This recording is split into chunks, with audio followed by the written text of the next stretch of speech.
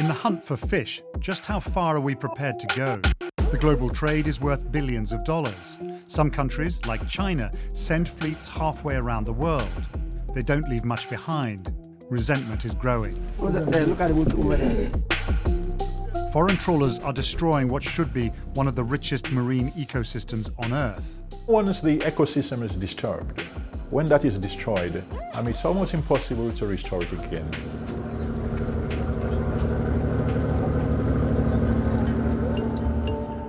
We've come to Sierra Leone in West Africa, home to nearly 8 million people. It's one of the poorest countries in the world. It's not such a long time since civil war tore it apart. Then there was Ebola. But another crisis has been growing underwater for years. In villages up and down the Atlantic coast, whole communities depend on the sea. This is an area reserved for local fishermen.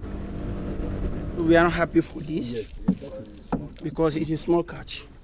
Abu Bakr says foreign trawlers are to blame. What would you like the government to do? We like the government to take these people away because to stop fishing in this country. Part of the problem now is no one really knows what's out here anymore. Sierra Leone has had so many other things to think about. After the Ebola, the data we're relying on at the moment are old. We're looking up to getting new sets of estimates that the government can use. Are you worried about what those estimates will show? Yes.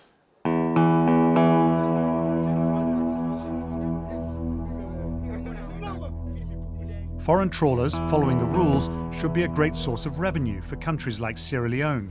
But what happens when they don't follow the rules? How are they getting away with that? Is someone turning a blind eye?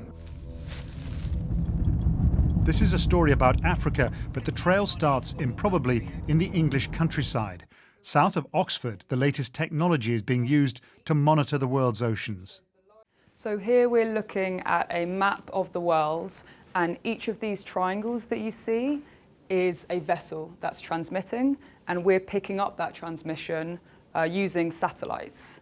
These waters here are very productive fishing grounds off Sierra Leone, and they're heavily targeted by trawl fishing vessels. The boats come from all over the world, from Russia and the European Union, but 3/4 of them are from China. And so what about this? We're looking at several pairs of vessels here, aren't we? Yes, so this is a satellite optical image taken off the coast of Sierra Leone. And what we can see here is vessels side by side travelling in parallel. And this is typical of pair trawling. That's when two boats fish side by side, 300 or 400 metres apart, using a single huge net. It's efficient but destructive, especially for a fragile ecosystem. And is that legal? It's not legal in Sierra Leone. Back in Freetown, we board Sierra Leone's only patrol vessel.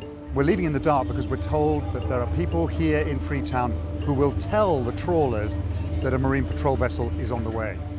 We want to track down Natalie's suspected pair trawlers. Is there a danger that they'll know that we're looking and they will move out? It's like a game of cat and mouse.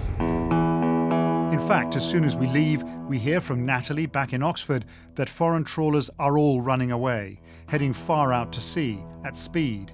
Someone has tipped them off. We chase them all night and into the following day. The trawlers stay well ahead of us. What's the latest on our friends, the pair trawlers? You appear to be 35 miles northeast. All right, so we've closed the gap. You've closed the gap. The patrol boat only goes out once or twice a month. It has thousands of square miles to watch. It gets updates from Freetown, but nothing on the boats we're interested in. And the radio doesn't always work. We're at least 100 miles offshore. Finally, we catch up. But are these the pair trawlers we first heard about back in England? A vessel fishing by itself has to have trawl doors on the back. This one doesn't. That's already very strong evidence. It's the LDY 26290 from China. We think it's one of the boats we've been looking for. The boat has a valid license. It's allowed to fish in Sierra Leonean waters, but not as a pair trawler. Every boat must have a government observer. His job to report on everything the trawler does. But they're poorly paid and have no real power. Have you observed any illegal activity? No. Illegal activity like. When was the last time a pear trawler was caught in the act? Before my time. Before your time. And how long have you been working? 7 years. So in the 7 years that you have been working in your current job, you haven't seen a pear trawler arrested? Yeah, arrested. Okay.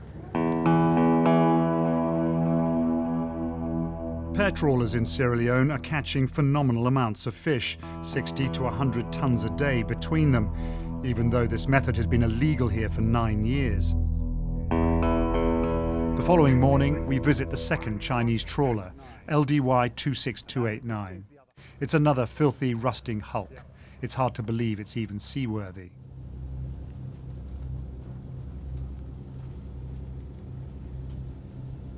The law states half the crew must be local. Their living conditions are appalling. Actually, not fine. The place not fine. Actually, afford for marriage and how would you drink? Umaru says he's on board 9 months a year, at just $100 a month. It's a pittance, but there's no other work. Again, there are no trawl doors. It looks as if the boat has been pear trawling. The inspector seems to agree. You can continue fishing. You walker, you continue fishing, okay? Why could you not, right then, while we were on board, take an enforcement action? The vessels were stationary. They were not actually caught in the act. So if you do not have sufficient evidence, then your case will definitely be thrown out, and it might cause a lot of embarrassment. Back on the patrol boat, the airwaves are full of chatter. Aboard their separate vessels, Sierra Leonean observers are wondering just how useful they really are. Observer and get the powers of arrest. When we get the powers of arrest, somebody know they go work out with you, go inside, start telling them, we more and more, and plenty will be correct.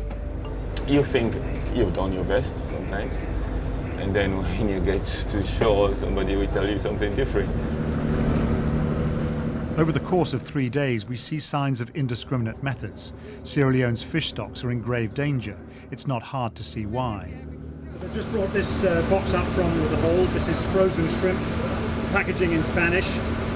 It's destined for a dealer in Las Palmas, that's in Gran Canaria, so probably for the European market. West African fish ends up in markets all over the world, from Europe to China. But one recent study found that Sierra Leone earns less than 10% of the money generated by foreign fleets. As many as 70 trawlers are working around the clock in Sierra Leone's waters.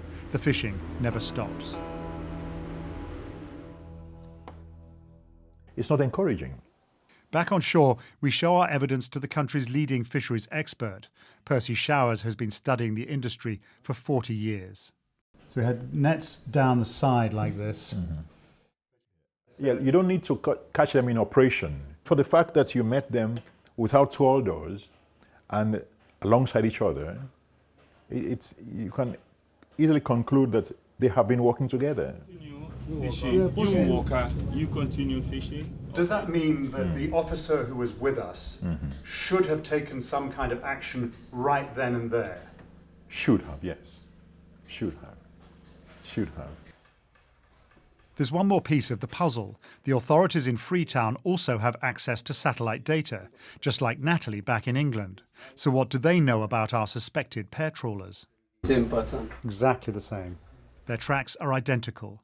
Over the course of a month, the Chinese boats have never been apart. If observers and inspectors can see what's happening and satellite data backs them up, why are these boats still fishing?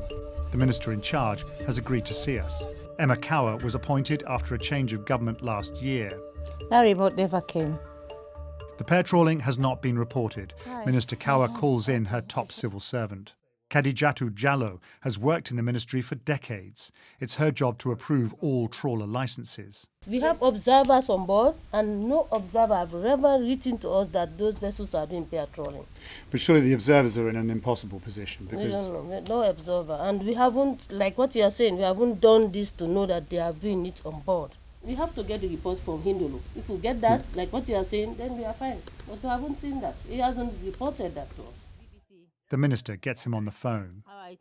When I go out, you see any evidence of peer trolling?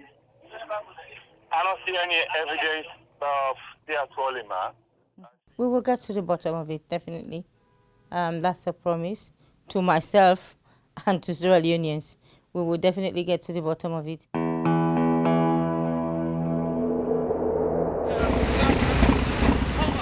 2 weeks later, we're sent this. The minister and her team have called LDY 26289 and 26290 back to Freetown. They've been tested to prove that they can trawl by themselves. Somehow, they've passed. We show the footage to Percy Showers.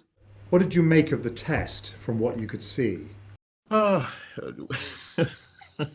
Well, you know, it was unsuccessful. The net was out there. It didn't open to operate. Would you go so far as to say that that test was a sham? Yeah. Yeah, I was trying to be a little moderate, you know, out of respect for my colleagues there. But yes, that was a joke. But that's not the end of the story. We've learned the ministry is not renewing the annual licenses of the Chinese fleet. They're not being accused of pair trawling, but poor sanitation. And there's more. The government has banned all industrial fishing for the month of April. It's an unprecedented move. But these are still small steps. The people of Sierra Leone can see a precious resource disappearing day by day. Now snapper they come, but it's small, you know, big they can be full. Does this vulnerable country have what it takes to avert disaster?